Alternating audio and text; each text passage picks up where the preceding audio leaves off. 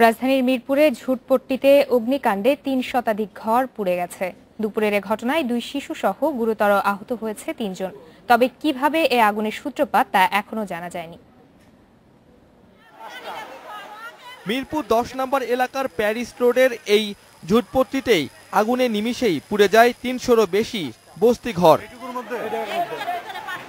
সরু রাস্তা, গুড়ি গুড়ি বৃষ্টির মধ্যে দমকল কর্মীদের ঘটনাস্থলে পৌঁছাতে বেশ বেগ পেতে হয়।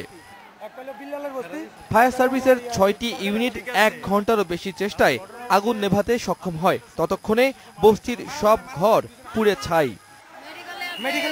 প্রত্যক্ষদর্শীদের কেউ বলছেন ব্যাটারি চালিত রিকশার চার্জার বিস্ফোরণে আগুন লাগে, আবার কেউ বলছে বৈদ্যুতিক শর্ট সার্কিট থেকেই আগুনের সূত্রপাত। বাসটা একটা বমের মতন শব্দ হইলো, শব্দ ওই 3 মিনিট উড়িয়ে গেছে গা, উড়িয়ে যাই মানে আগুন ঝাড়ছে লাগিয়ে গেছে।